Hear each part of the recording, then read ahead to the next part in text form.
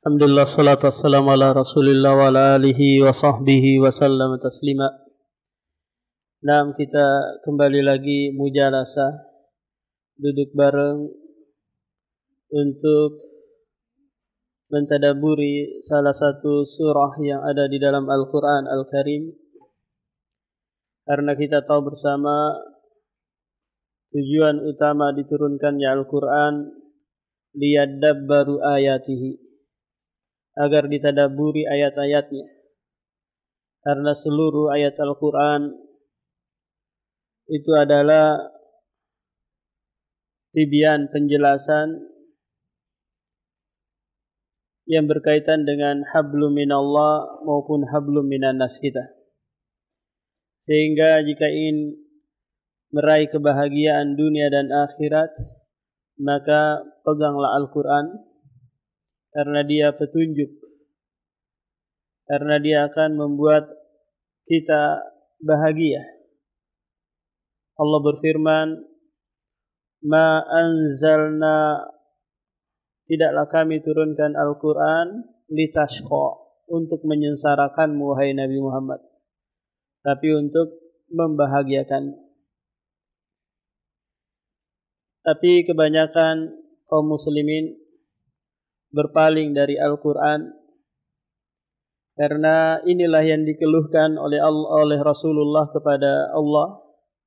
Banyaknya kaum muslimin meninggalkan Al-Quran, sibuk dengan selain Al-Quran.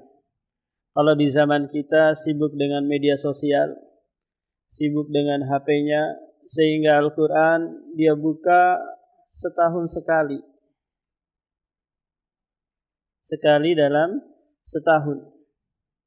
Di saat bulan Ramadan mungkin sampai berdebu Al-Quran dia tidak pernah sentuh-sentuh. Allah abadikan keluhan Rasulullah di surah Al-Furqan ayat 30. Wa qala ar-rasulu ya rabbi inna qaumi ittakhadhu hadzal qur'ana mahjura. Wahai Rabbku, sesungguhnya kaumku menjadikan Al-Quran ini sesuatu yang ditinggalkan, tidak dibaca, tidak ditadaburi, tidak diamalkan kandungannya. Maka orang-orang yang seperti ini, Allah pun akan balas mereka dengan ma'isyatan dongka fid dunya wa nahsyuruhum yaumal qiyamati a'ma. Allah sebutkan hal itu di surah Thaha ayat 124 bagian sisi bawah sebelah kanan. Allah berfirman, wa man a'rada an dzikri fa innahu ma'isyatan dongka wa nahsyuruhu yaumal qiyamati a'ma. Barang siapa yang berpaling dari Al-Quran, maka kami akan berikan kehidupan yang sempit di dunia, dan kami akan bangkitkan dia dalam keadaan buta. Lantas mereka bertanya nanti di padang mahsyar, kenapa engkau Rabb membangkitkan kami dalam keadaan buta, padahal kami dulunya basira, bisa melihat. Qala kadzalika atatka ayatuna fanasitaha wa kadzalika al-yawma tunsa. Demikianlah dulunya engkau di saat datangnya ayat-ayat Al-Quran kamu lupakan, tinggalkan. Maka sekarang kamu pun akan dilupakan. Surah yang akan kita tadabburi pada kesempatan ini adalah surah Al-Asr. Silakan umat dibuka Al-Qurannya. Kalau enggak ada pakai hafalan saja. InsyaAllah kita semua menghafal surah yang paling pendek di dalam Al-Quran, yaitu surah Al-Asr. Hanya terdiri 3 ayat, tapi memiliki kandungan yang luar biasa, yang sampai Imam Syafi'i berkata, "Lau ma anzalallahu hujjatan ala khalqihi illa hadhihi surata lakafathum." Seandainya Allah tidak menurunkan surah-surah yang lain kecuali surah ini, niscaya sudah mencukupi. Apa kandungan surah ini, Umahat? kandungannya mengajak manusia untuk menjadi soleh dan muslih. Ini inti kandungan surah Al-Asr. Mengajak manusia kepada apa? Soleh dan muslih. Soleh untuk dirinya dan muslih untuk yang lain. Tidak hanya mencukupkan untuk dirinya saja. Nah, surah ini Makkiyah. Allah turunkan sebelum Rasulullah hijrah ke Madinah. Sebelum Rasulullah hijrah ke Madinah. Allah Subhanahu wa taala berfirman, "Wal asri innal insana lafi khusri illa alladzina amanu wa tawasaw bil haqqi wa tawasaw bis sabr." Dan demi masa, sesungguhnya manusia benar-benar merugi kecuali mereka yang beriman, beramal soleh, saling menasihati dalam kebaikan, dan saling menasihati dalam kesabaran.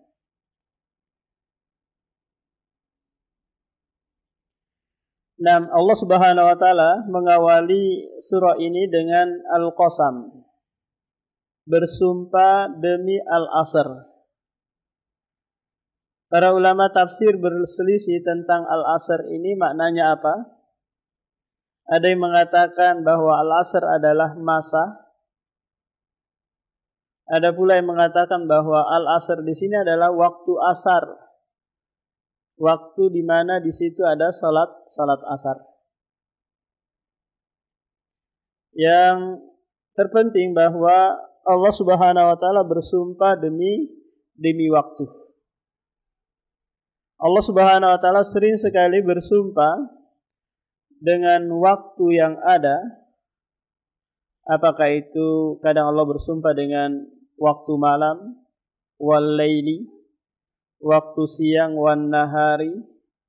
Dan pula Allah bersumpah dengan waktu al-fajr, wal fajr, was subhi, waktu subuh, wad duha, waktu duha, dan seterusnya.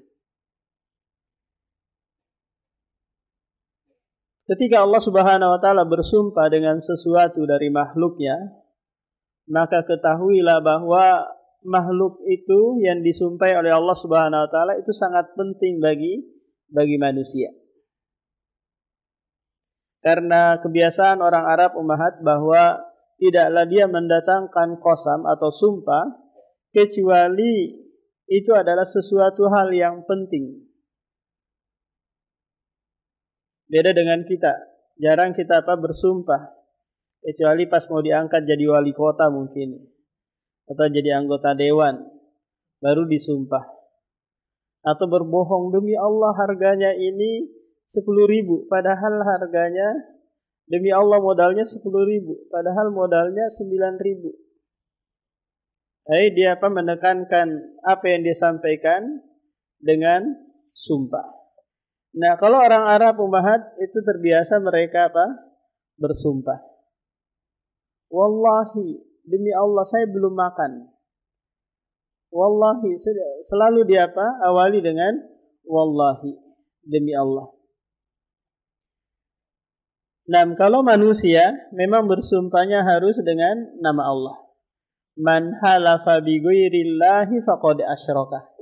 Barang siapa yang bersumpah dengan nama selain Allah, maka dia telah melakukan kesyirikan. Beda halnya dengan Allah. Allah boleh bersumpah dengan salah satu dari makhluknya. Kalau kita nggak boleh ummahat berkata demi masa. Bersumpah demi apa? Demi masa. Ini hanya Allah Subhanahu wa taala. Kalau suami berkata kepada istrinya seperti ini ummahat, demi kamu sayang. Ini sumpah enggak ummahat? Aku lakukan semua ini demi kamu sayang. Ini sumpah enggak? Ini yang ngibul ya. Ini apa? Botek-botek saja. Ini semua saya banting tulang keras keringat buat kamu sayang. Demi kamu. Jadi kata demi belum tentu bermakna apa? Bermakna qasam di bahasa kita. Tapi dalam bahasa Arab kalau menggunakan waw atau ta atau bi, ini maknanya adalah qasam. Wal asri, dan demi masa.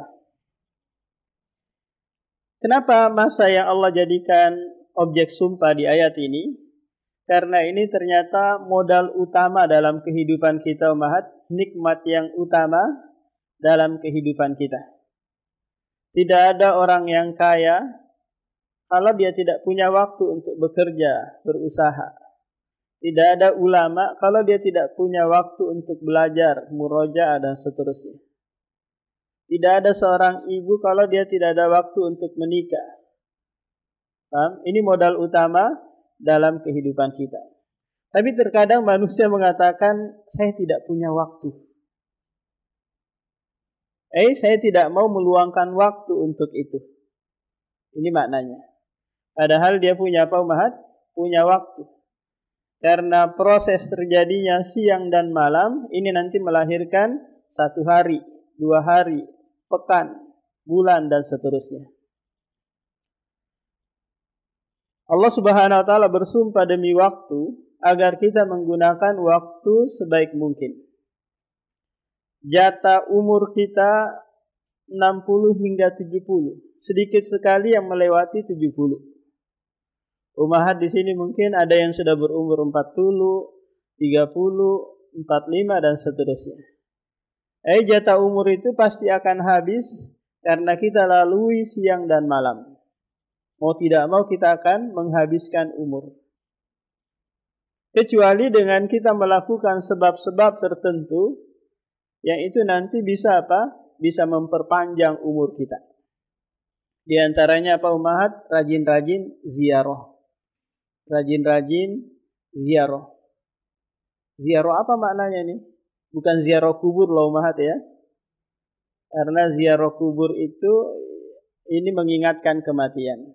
Makna dari ziarah di dalam bahasa Arab umahat adalah mengunjungi selain kerabat. Kalau kerabat namanya apa? Silaturahmi. Menyambung hubungan kekeluargaan. Kalau selain keluarga namanya apa? Ziarah. Tapi kita apa?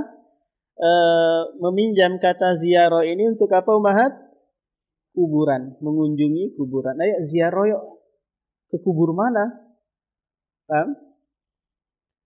Jadi saling mengunjungi satu sama lain, ini adalah sebab Allah memanjangkan umur kita.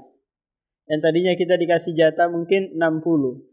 Karena kita sering mengunjungi umahat yang lain, maka Allah tambah lagi umur kita. Rasulullah sallallahu alaihi wasallam bersabda, "Man ahabba ayyubsatalahu fi rizqihi wa yunsa'alahu fi asarihi falyasil rahim." Barang siapa yang ingin dilapangkan rezekinya, dipanjangkan umurnya, maka hendaklah dia apa? Silaturahmi. Saling mengunjungi satu sama lain. Innal insana lafi khusrin.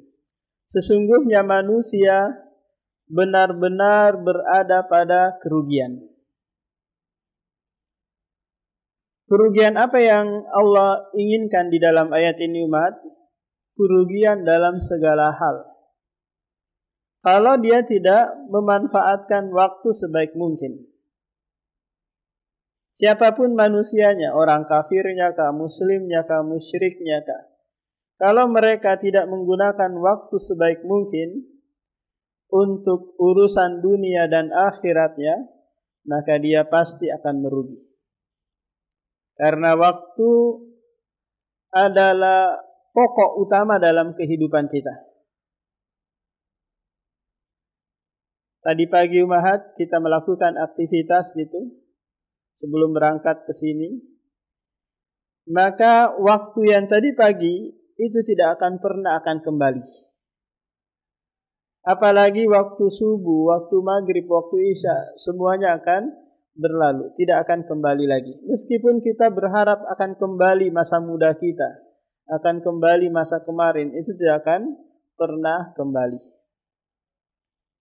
Maka manusia akan merugi, siapapun dia, kalau dia tidak menggunakan waktu sebaik-baik mungkin. Apakah keseluruhan ataukah sebagian dari kehidupannya ini merugi. Coba perhatikan umat, taruhlah kita sekarang sudah di umur 40 tahun ya. Berarti sudah 40 kali 365 hari. Berapa banyak hari yang kita lalui umat. Coba kita tanyakan pada diri kita, berapa Al-Quran yang kita sudah hafal? Berapa hadis yang kita sudah hafal? Berapa kitab-kitab ulama yang kita sudah baca? Atau mungkin kita belum menghafal juz amma, juz 30 gitu. Atau belum menghafal hadis, mungkin hadis arba'in atau hadis 100 untuk dihafal itu. Atau belum ada sama sekali. Maka ini muhasabah, introspeksi diri kita agar tidak seperti ini lagi. Kita berusaha menggunakan waktu sebaik mungkin untuk agama kita dan untuk dunia kita. Seandainya kita luangkan waktu sehari saja untuk menghafal satu ayat, maka dalam setahun kita sudah menghafal 365 ayat. Kalau nggak bisa satu ayat, coba setengahnya.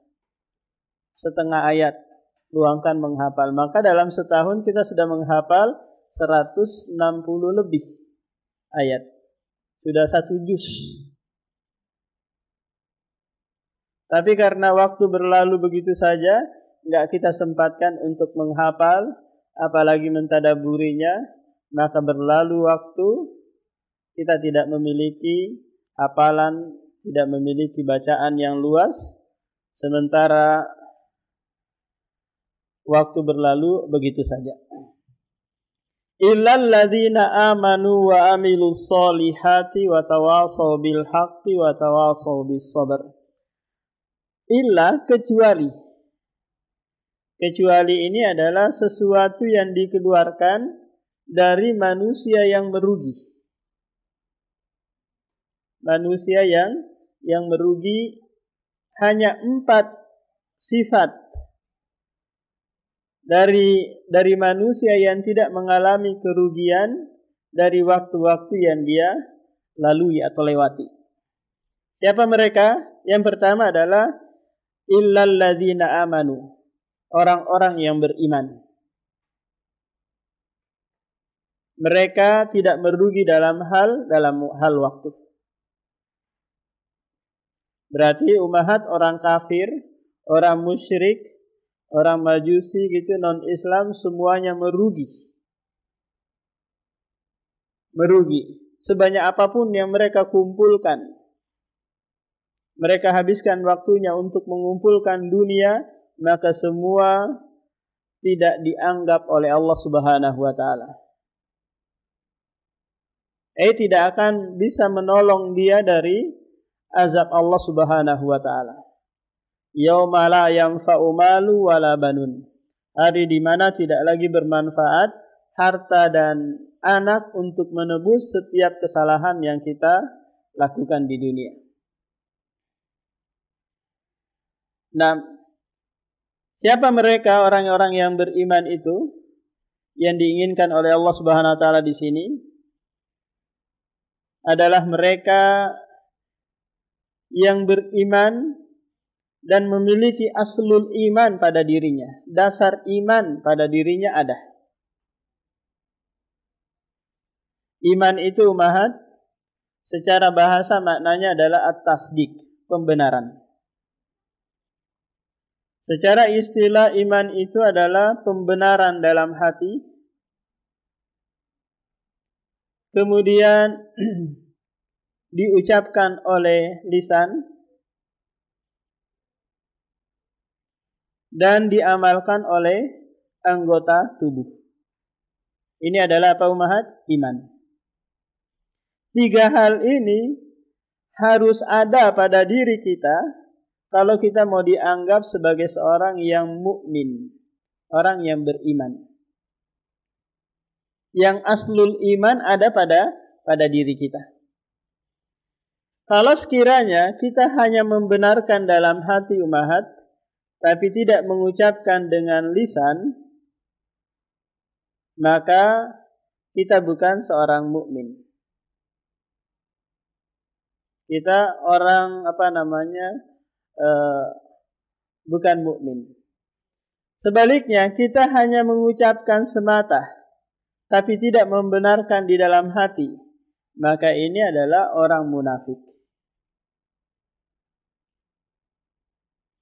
Membenarkan dalam hati, tapi tidak merealisasikan dengan perbuatan, maka ini adalah orang fasik. Nah, dia tidak membenarkan dalam hati, tidak mengucapkan dengan lisannya, dan tidak mengamalkan dengan anggota tubuhnya, maka ini orang kafir. Paham umat? Jadi 3 hal ini harus ada komponen yang ada kalau seseorang itu mau dianggap apa? Mukmin. Orang yang beriman. Dia membenarkan dalam hatinya, mengucapkan dengan lisannya, dan mengamalkan dengan anggota tubuhnya.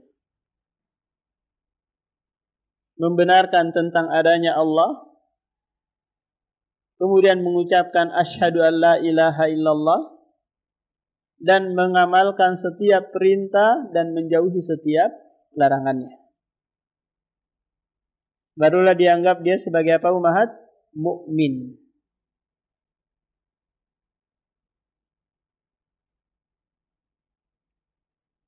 Nah, ini orang yang pertama yang tidak merugi dalam hal waktu.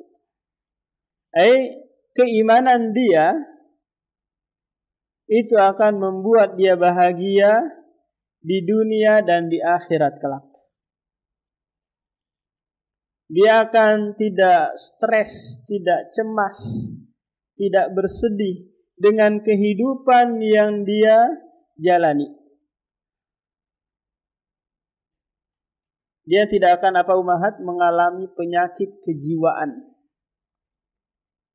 Penyakit kejiwaan itu kecemasan yang berlebihan dan kesedihan yang mendalam, kan?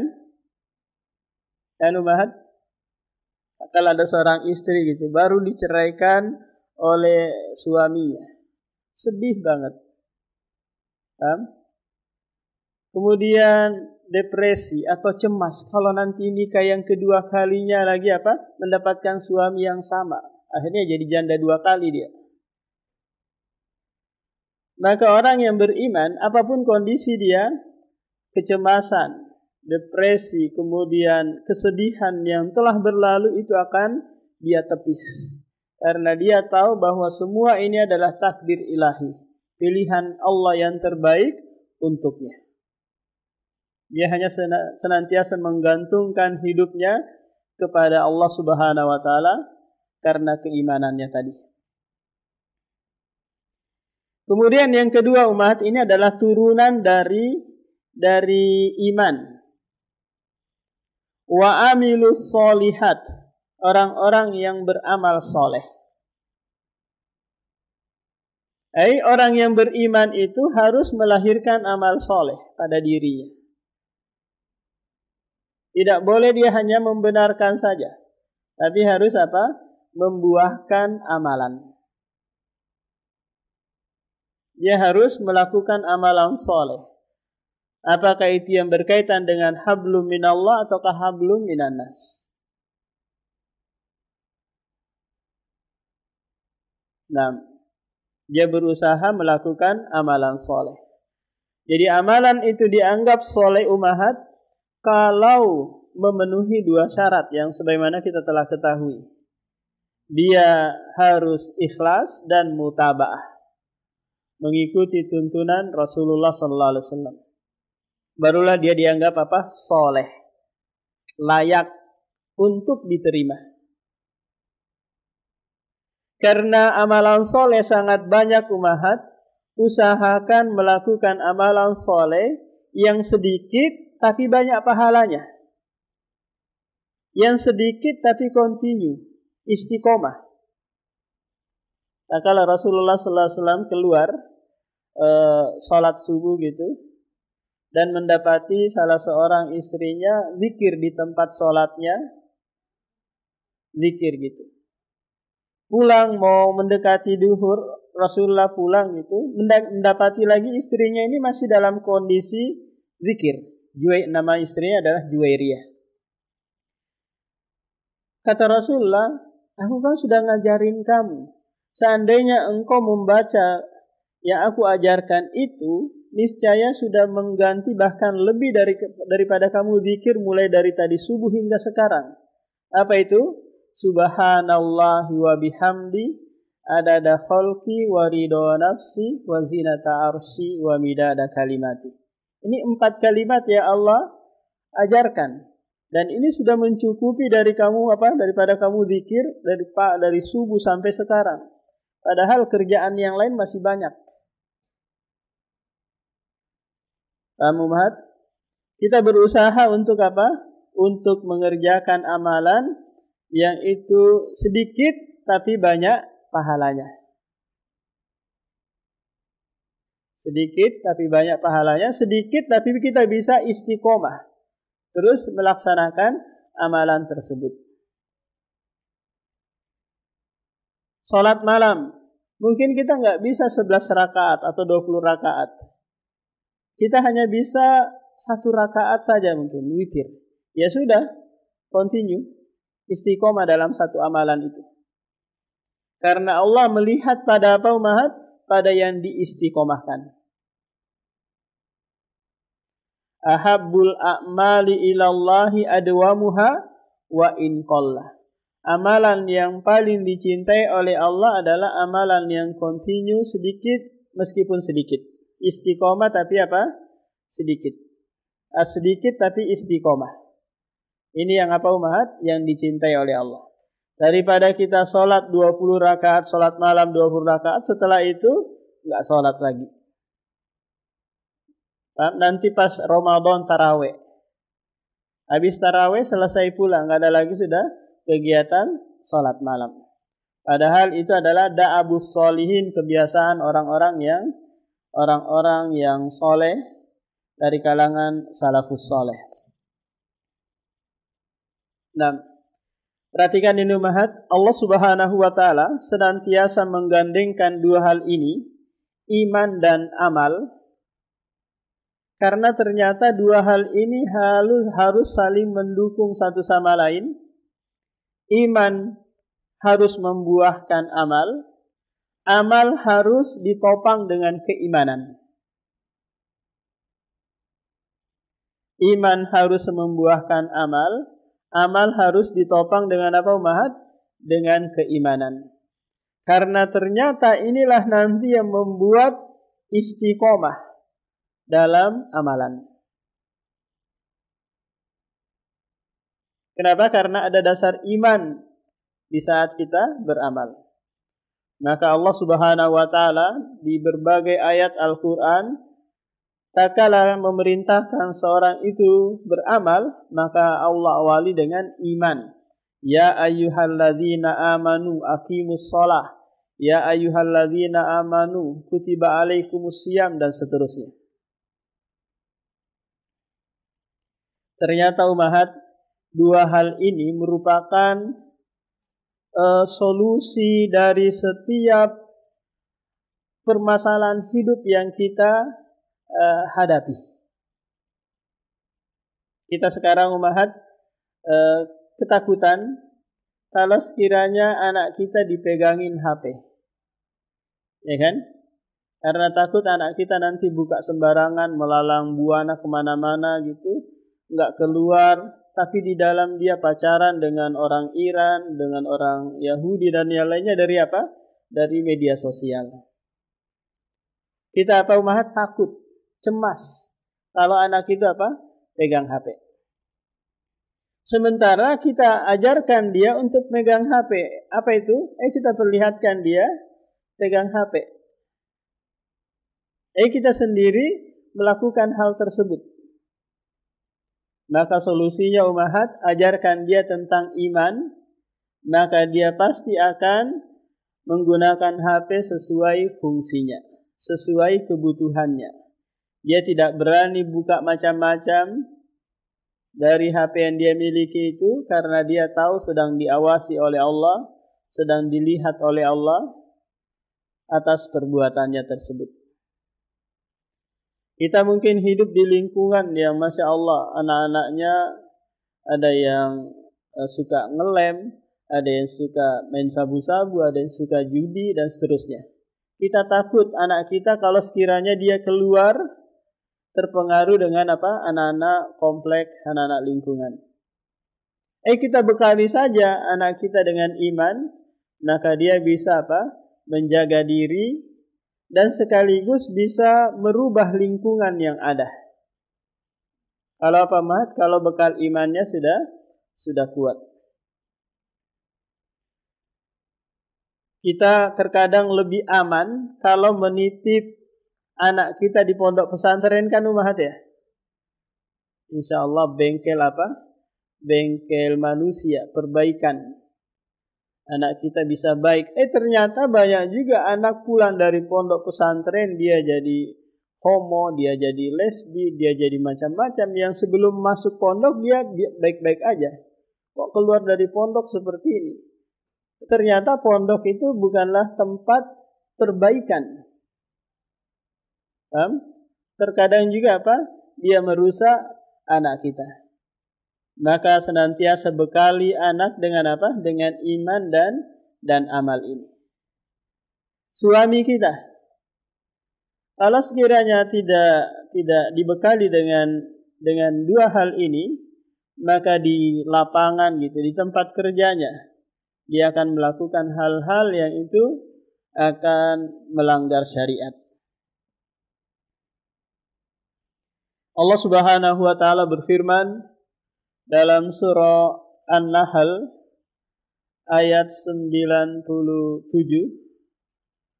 Man amila sholihan min zakarin aw unsa wa huwa mu'minun falanuhyiyannahu hayatan thayyiba wa lanajziyannahum ajrahum bi ahsani ma kanu ya'malun. Barang siapa yang melakukan amalan soleh dari kalangan laki-laki maupun perempuan, sementara mereka mendasarinya dengan iman, maka kami akan berikan kebahagiaan dunia dan balasan yang setimpal kelak di akhirat.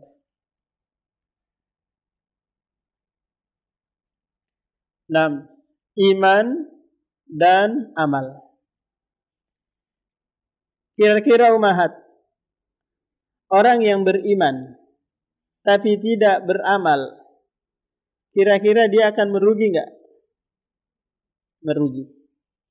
Orang yang beramal tapi tidak beriman, merugi enggak? Merugi juga. Paham? Jadi dia beriman, kemudian dia buahkan dari keimanannya itu adalah amal. Dia isi hari-harinya dengan amalan soleh. Tapi Allah sebutkan di sini umat, amilus solihat. Perhatikan ini, amilus solihat. Solihat itu adalah jamak muannas salim dari kata solihatun. Untuk mengajarkan kepada kita umahat bahwa beramal itu haruslah banyak. Haruslah banyak dan istimror, istiqomah. Karena kita tidak tahu amal yang mana yang diterima oleh Allah Subhanahu wa taala. Kita tidak tahu sedekah mana yang diterima, kurban mana yang diterima, salat mana yang diterima, majelis mana yang diterima.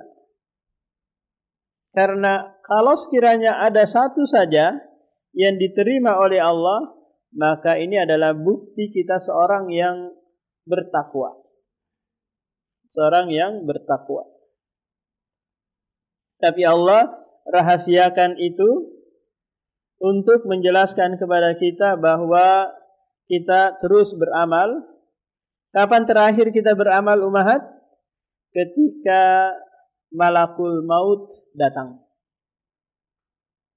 Allah sebutkan hal itu di surah Al-Hijr ayat 99. Wa'bud rabbaka hatta ya'tiyakal yakin. Beribadalah kepada Rabbmu hingga kematian datang.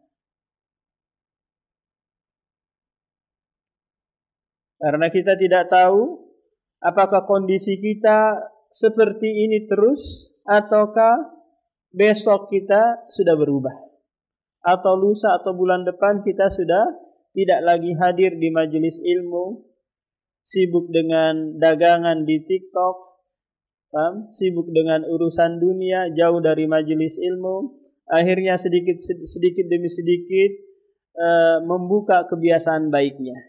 Yang tadinya Masya Allah dia menutup aurat, sekarang sudah pakai jilbab orang awam. Berujung lagi sudah nggak pakai jilbab, sudah nggak sholat dan yang lainnya. Karena kita nggak tahu kedepannya seperti apa.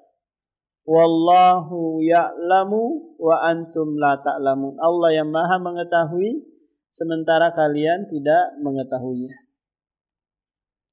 Jadi berusaha untuk terus beramal, tidak ada kata istirahat dalam amal kecuali apa, Mahat? Kecuali kematian yang membuat kita istirahat. Kemudian sifat yang ketiga adalah watawasau bil haqqi. Saling menasehati dalam kebaikan. Ini ummahat merupakan turunan dari sebelumnya. Iman, kemudian amal, kemudian setelah itu dakwah. Orang yang sudah beriman dan beramal, tidak boleh dia mencukupkan untuk dirinya saja. Dia harus juga berbagi kepada yang lain. Dia berbagi kepada keluarganya, kepada anaknya, kepada suaminya, kepada tetangganya, kepada manusia yang lain. Karena ini adalah bukti cintanya kepada manusia. Rasulullah sallallahu alaihi wasallam bersabda, la yu'minu ahadukum hatta yuhibba li akhihi ma yuhibbu li nafsi. Tidak sempurna keimanan kalian sampai kalian menginginkan sesuatu yang kepada manusia yang lain apa yang kalian cintai. Nah, dia berusaha Mahat berbagi, saling menasihati dalam kebaikan. Tapi tentu dalam hal ini ummahat dia harus memiliki iman dan amal. Baru dia apa? Berdakwah. Dakwah ini ada dua tipe ummahat yang kita bisa lakukan nanti. Yang pertama, kita memposisikan diri sebagai seorang muallimah, sebagai seorang pengajar. Maka tentu kita memiliki ilmu yang kita akan ajarkan. Kita menguasai bidang ilmu yang kita mau sampaikan. Agar apa? Agar kita tidak salah, agar tidak mudaratnya lebih banyak daripada maslahat dan manfaatnya. Jadi berusaha apa? Memiliki ilmu dulu sebelum mengajarkan sesuatu yang dia ketahui. Karena boleh jadi kita memahami atau mengetahui sesuatu, tapi metode dalam penyampaian memahamkan orang lain ini yang kita tidak miliki. Allah Subhanahu wa taala tatkala memerintahkan nabinya untuk berdakwah, maka Allah menyuruh mendasarinya dengan ilmu terlebih dahulu. Allah sebutkan hal itu di surah Yusuf ayat 108. Qul hadhihi sabili ad'u ilallahi ala basiratin ana wa manittaba'ani. Katakanlah wahai Muhammad, aku mengajak manusia kepada Allah. Bukan mengajak manusia kepada yayasan, kepada dirinya sendiri, kepada kelompoknya, enggak. Tapi mengajak manusia kepada Allah. Untuk beribadah kepada Allah, menjalankan perintah dan menjauhi larangannya. Ini adalah tujuan dakwah. Ala basiratin, di atas ilmu. Apa yang dia sampaikan, dia ketahui kebenarannya. Dia kompeten dalam hal yang dia sampaikan. Maka barulah dia menjadi pengikut Rasulullah yang menjadi sebagai penyambung lisan Rasulullah. Dan ini adalah pekerjaan yang mulia ummahat. Dan ini adalah MLM yang syar'i. Wa man ahsanu qawlan mimman da'a ilallah wa amila sholiha. Tidak ada pekerjaan yang paling baik daripada mengajarkan ilmu, menyampaikan, mendidik manusia kepada Allah Subhanahu wa taala. Ini tipe yang pertama, yaitu apa? Menjadi seorang muallimah. Tipe yang kedua ummahat, menjadi seorang muballighoh. Muballighoh. Ini tidak disyaratkan dia memiliki ilmu yang dalam. Tidak disyaratkan pula dia paham apa yang dia sampaikan. Paham? Contoh, ummahat mendapatkan sesuatu dari majelis ini, terus pulang nanti enggak tahu perinciannya, enggak terlalu paham juga. Dia berusaha apa ummahat? Menyampaikan. Wal asri innal insana lafi khusri. Adapun tafsirnya cari sendiri. Saya hanya bisa menyampaikan saja. Barangkali kalian terbuka hatinya untuk mempelajari Al-Quran. Ini namanya apa? Tabligh. Balighu anni walau ayat. Sampaikanlah dariku meskipun satu ayat atau satu hadis, kamu paham atau tidak paham. Paham ummahat? Boleh jadi yang mendengar apa yang kita sampaikan itu lebih paham daripada yang menyampaikan. Paham? Terkadang orang itu ummahat menyampaikan sesuatu enggak terlalu jelas gitu penyampaiannya, tapi membuka wawasan orang itu untuk mencari sendiri. Paham? Dari apa yang dia sampaikan. Dia hanya pembuka saja. Pembuka jalan. Maka ini apa ummahat? Dibolehkan. Dalam hal apa tadi? Tabligh atau menjadi seorang muballighoh. Nah, jadi dua hal ini harus kita apa? Harus kita bedakan antara muallimah atau muallim sama muballigh sama muballighoh. Yang mereka tidak paham terlalu perincian ilmu, maka ini apa? Statusnya dia sebagai seorang muballigh atau muballighoh. Tapi kalau dia sudah detail dalam pembahasan, maka ini disebut apa ummahat? Muallim. Muallimin nasa khaira, mengajari manusia kebaikan. Nah, jadi dia berusaha untuk menyampaikan. Sedikit yang dia ketahui ummahat, dia berusaha menyampaikan. Karena ternyata itulah yang membuat keberkahan ilmu yang kita miliki. Ya, ibaratnya apa? 10 kali murojaah. Sekali menyampaikan ummahat itu sama dengan 10 kali murojaah sendiri. Paham? Belum lagi kita akan mendapatkan kebaikan yang banyak tak kala orang itu mau mengamalkan apa yang kita sampaikan. Ini nanti adalah amal jariyah yang terus mengalir meskipun kita sudah ada di dalam kubur. Idza matal insanu inqata anhu amaluhu illa min salas. Illa min sadaqatin jariyah au ilmun yuntafa'u bi au amalin solihin yad'ulah.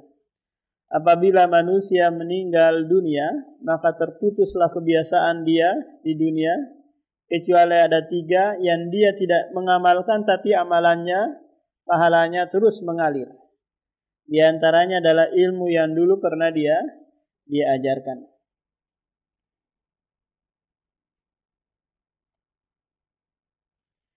Kemudian yang terakhir umahat, ini merupakan ruh atau inti dari ketiga hal di atas. Iman, amal, dakwah, ruhnya di sini. Wa tawasau bis sabr, saling menasihati dalam kesabaran. Seseorang yang tidak bersabar dalam iman, maka dia akan murtad, kan? Paham umat? Seseorang yang tidak bersabar dalam hal amal, dia akan futur. Seseorang yang tidak bersabar dalam hal dakwah, maka dia akan meninggalkan dakwah. Dia meninggalkan mengajar karena gajinya dipotong mungkin, atau karena sering dibully sama santri atau murid atau wali murid. Akhirnya dia tinggalkan profesi sebagai seorang pengajar. Intinya di sini umat. Dia Di as-sabr ini. Iman itu umat tidak mungkin ada kecuali dengan Dengan ilmu. Ilmu itu tidak mungkin ada kecuali dengan belajar. Seseorang yang tidak bersabar dalam belajar, maka pasti dia akan tidak bersabar dalam beramal. Sekaligus tidak akan bersabar dalam dakwah. Coba perhatikan umat. Kalau ada guru disuruh parenting, disuruh nambah ilmu, malas-malasan, yakinlah dia akan malas juga dalam mengajar. Yakinlah dia tidak akan bersabar juga dalam dakwah dan mengajar. Kenapa? Karena dalam hal menuntut ilmu, menambah ilmu yang itu nanti akan menambah pula iman, menambah amalan, dia tidak bersabar, maka pasti umahat dalam hal dakwah juga dia tidak bersabar. Paham? Dalam hal dakwah dia tidak bersabar. Maka saling menasihati dalam Dalam hal kesabaran. Apa itu sabar umahat? Sabar itu adalah habsun nafsi anitajazzu. Menahan jiwa agar tidak berkeluh kesah. Menahan jiwa agar tidak berkeluh kesah, baik itu dengan lisan ataukah dengan anggota tubuh. Ini apa umahat? Berkeluh kesah dengan apa? Dengan lisannya ya. Kata itu apa umahat? Itu lahir dari lisan kah atau dari tenggorokan? Ada orang disuruh, kamu ini malas. Ini berarti apa? Dia berkeluh kesah dengan perintah tersebut.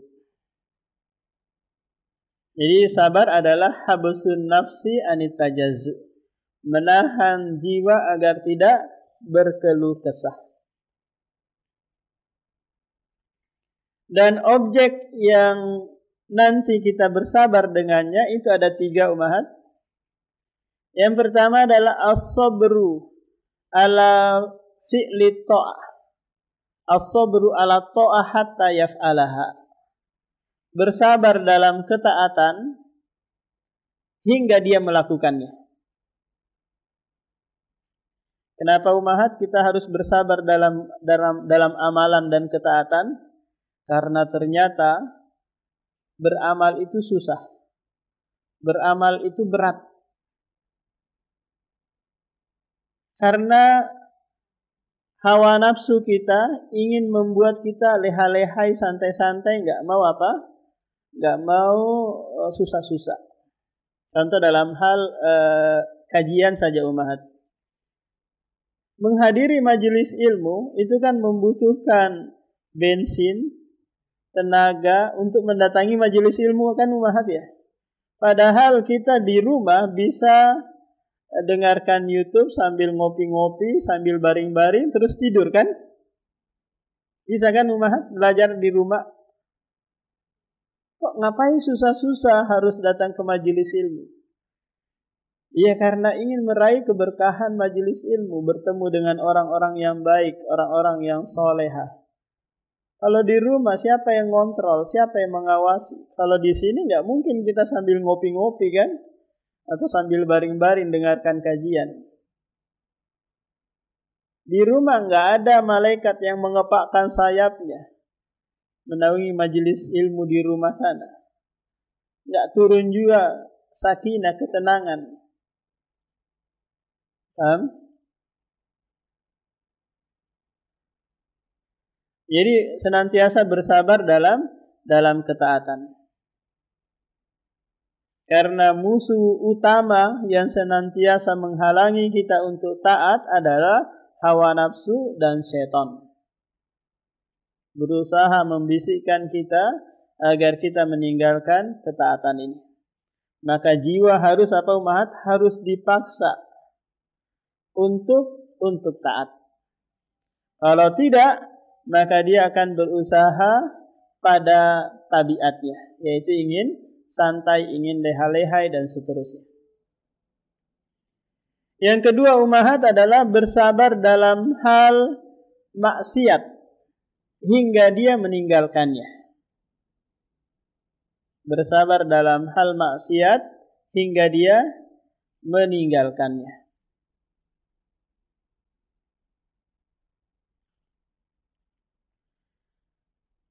Kenapa kita harus bersabar umahat? Menahan diri, menahan jiwa kita untuk tidak berbuat maksiat. Karena tadi dorongan internal dan dorongan eksternal itu senantiasa menyuruh kita untuk berbuat maksiat. Dibuat maksiat itu indah. Sehingga kita apa umahat? Tertarik. Dibuat sesuatu itu menarik agar kita apa? Melakukannya. Karena ini adalah kerjaan syaitan. Zuyyina linnas. Dia hiasi perbuatan maksiat itu agar apa? Agar manusia terjerumus ke dalamnya. Adam alaihi salam digelincirkan oleh syaitan, oleh iblis gitu. Karena apa umat? Karena dia menghiasi, dia memberikan kata-kata rayuan kepada Adam untuk mendekati dan memakan buah khuldi. Dia ajak berpikir Adam alaihi salam bahwa wahai Adam, ini kan buah khuldi. Kalau khuldi itu kan maknanya adalah kekal. Berarti kalau kamu makan, kamu tambah kekal di dalam surga kan? Iya ya, benar juga ya. Benar gak umahat? Kan benar. Dihiasi, padahal Allah Subhanahu wa taala melarang memakan, mendekatinya saja dilarang, apalagi sampai memakannya. Tapi karena bujuk rayu iblis, akhirnya apa? Fa'azallahumus syaitan. Allah iblis menggelincirkan Adam dan Hawa. Kita juga manusia berusaha syaitan untuk menggelincirkannya. Coba umat bayangkan, kita baru bangun tidur di malam hari gitu, masih jam 3, tidur lagi masih lama kok. Langsung dia datang, gak ada istilah kata absen dulu, langsung dia datang tidur lagi. Ketika kita tidur lagi bangun gitu, sudah azan, enggak masih lama, qomatnya masih lama, dibisikin lagi. Paham? Kita bangun lagi setelah selesai sholat subuh di masjid, bangun gitu. Kan waktu akhirnya terbit matahari. Waktu akhir sholat subuh kan terbit matahari kan. Akhirnya kita tidur lagi. Bangun-bangun jam 7. Bangun jam 8. Akhirnya setan berhasil. Paham? Kita bangun lagi untuk sholat umahat. Diusahakan kita terburu-buru untuk melaksanakan sholat. Agar apa? Agar kita nanti tidak khusyuk, tidak tumaknina dalam mengerjakan sholat. Setan senantiasa memiliki siasat untuk menggelincirkan kita. Maka kita harus menepis siasat setan tersebut dengan apa? Dengan ilmu yang bermanfaat. Kemudian yang terakhir umahat, bersabar dalam hal musibah yang tidak menyenangkan. Bersabar dalam hal musibah yang tidak menyenangkan. Musibah yang tidak menyenangkan itu umahat ada 2 tipe, ada 2 jenis. Tipe yang pertama, musibah yang tidak ada pilihan manusia di dalamnya. Sakit, banjir, gempa bumi, tersandung batu. Ini kan kita tidak ada pilihan kan umahat ya. Ketika kita naik motor gitu, terus ada batu di depan, kita tabrak, akhirnya kita terguling-guling, luka. Masa kita ngomel-ngomel sama batu? Mak, di mana matamu batu? Apa namanya? Kenapa engkau tidak menyingkir? Ini masih apa umahat? Kita bisa bersabar dalam musibah yang seperti ini. Kenapa? Karena kita tidak ada pilihan kecuali harus apa? Menerima takdir ilahi. Tapi terkadang kita sebagai orang tua, anak kita terkena kayu gitu, tertusuk duri, kita marah-marah sama durinya kan? Tersandung batu, kita marah-marah, batu ini dasar bodoh. Kita malah marah sama batunya. Ini kita ngajarkan kepada anak kita untuk menyalahkan orang lain. Nah, dalam musibah yang seperti ini umahat apa? Kita mudah untuk bersabar. Tapi yang tipe yang kedua umahat yang sulit kita untuk bisa bersabar. Kecuali dari kalangan para nabi dan para rasul. Apa itu? Musibah yang datang dari manusia. Musibah yang datang dari manusia. Apakah itu dalam hal harta kita diambil mungkin, dipinjam gak dibalik-balikin, dicuri mungkin, atau kehormatan kita dilecehkan, aib kita diumbar sama orang, atau kita disakiti fisiknya, dipukul gitu. Ini musibah yang seperti ini umat, kadang manusia tidak bisa bersabar. Kenapa? Karena kepengennya balas. Tak kala ada orang ngatain kita gini umat, anjing lu. Ini menyakiti apa kita umat? Fisik kita kah? Kehormatan kita kah? Ataukah apa ini umat yang disakiti kita? Kehormatan kita kan, masa kita dibilangin anjing? Kita ini manusia. Kita kepengen apa umahat? Membalasnya kan? Kita berusaha. Apalagi orang yang menyakiti kita itu umahat adalah orang yang di bawah kita. Orang yang kita tanggung. Orang yang kita biayai selama ini. Maka pasti kita akan berusaha untuk membalasnya.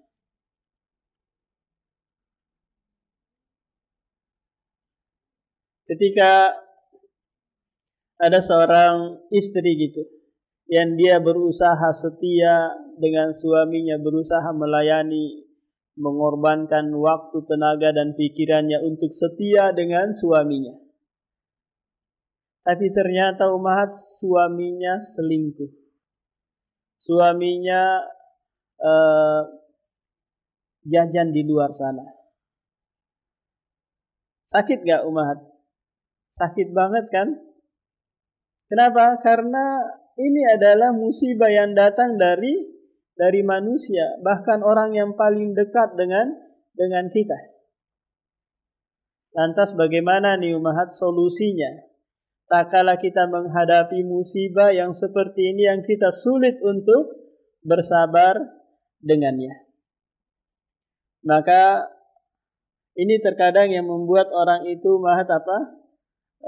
stres, sedih yang berlebihan, kemudian kecemasan, ketakutan yang tidak ada henti-hentinya, yang membuat kejiwaannya terganggu.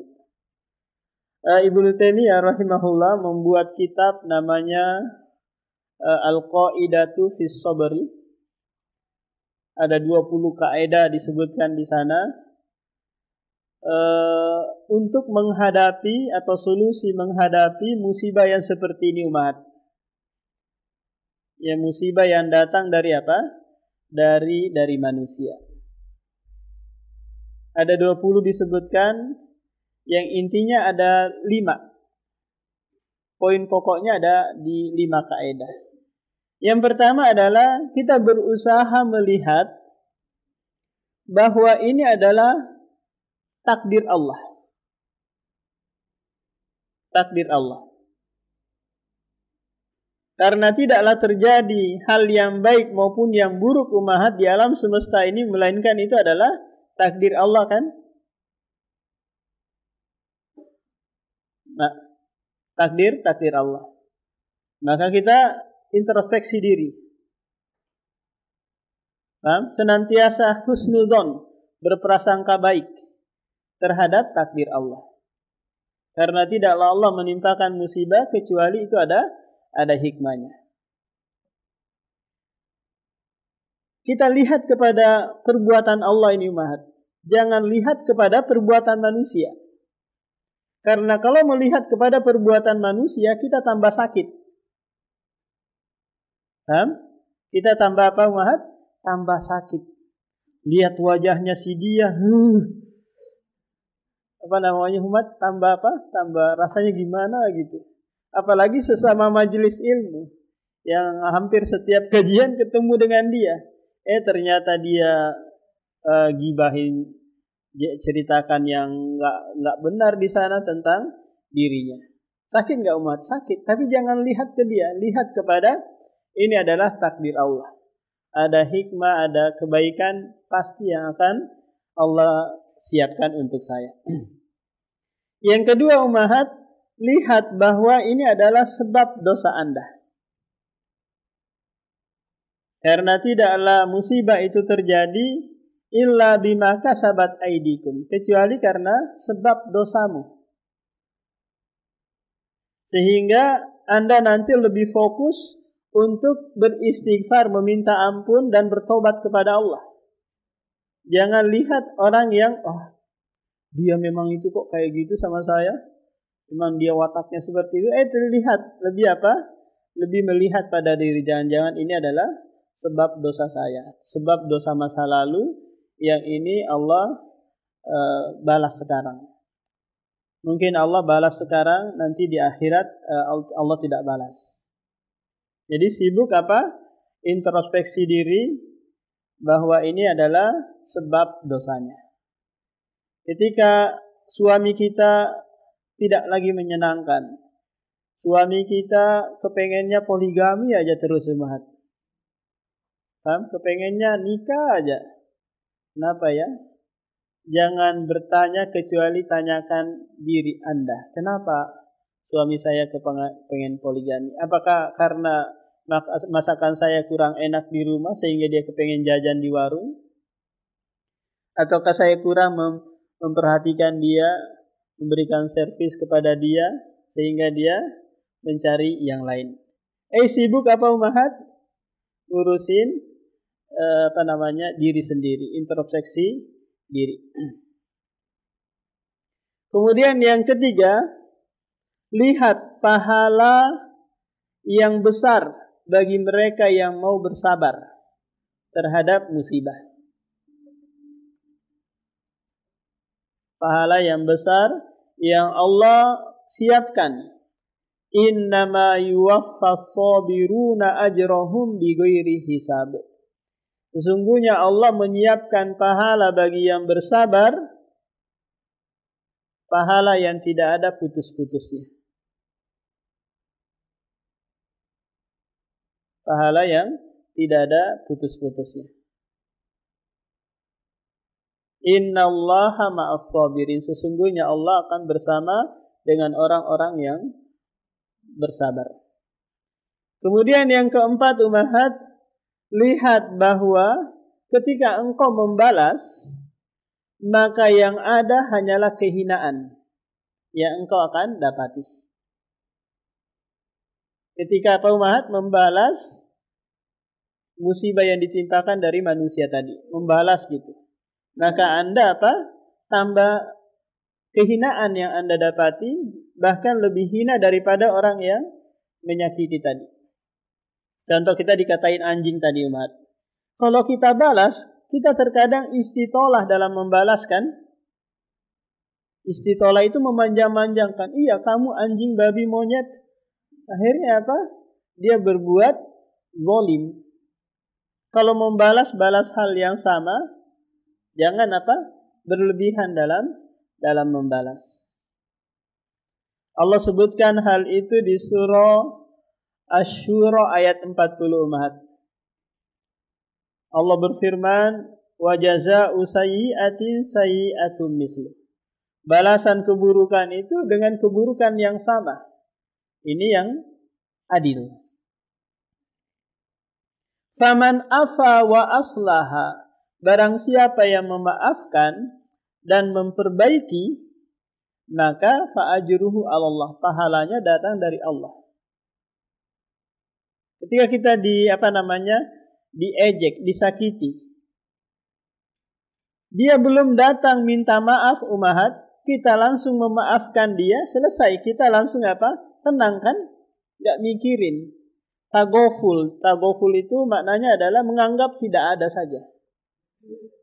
Tapi ini berat loh, umat ya. Menganggap tidak ada. Anggap saja angin lalu. Ngapain saya mikirin itu? Masih banyak saya belum hafal Al-Quran, hadis. Apa yang saya larut dalam ucapan orang yang enggak menambah rezeki saya. Namanya apa ini, umat? Tagoful. Pura-pura tidak tahu. Santai saja, tidak merubah keadaan sedikit pun. Nah, innallaha la yuhibbul zalimin. Allah tidak menyukai orang yang berbuat zalim. Dipukul sekian beratnya, dia nambah lebih berat daripada itu. Dikatain ini, dia malah membalas. Dia dikatain sedikit saja, dia sebar, dia balas dengan sebar ke media sosial, dia buat konten untuk membalas ucapan orang tadi.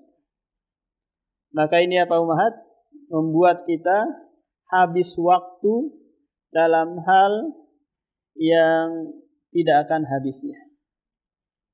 Maka Allah menganjurkan kepada kita, khudil afwa wa'mur bil ma'ruf wa'arid anil jahilin. Berikanlah maaf, perintahkanlah yang baik, berpalinglah dari orang yang bodoh. Ini kalau umat, ada orang menyakiti kita, kita langsung memaafkan, berarti kita tenang kan? Yang kedua, perintahkan yang baik, suruh dia berhenti dari hal tersebut. Kalau orang itu masih juga seperti itu, ya sudah, wa'arid anil jahilin, berpalinglah dari orang yang bodoh, agar dia tidak melakukan hal tersebut. Nah, ini umahat yang bisa disampaikan sedikit tentang tafsir surah Al-Asr ini. Kita tutup. Subhanakallahumma wa bihamdika, asyhadu an la ilaha illa anta, astaghfiruka wa atubu ilaik.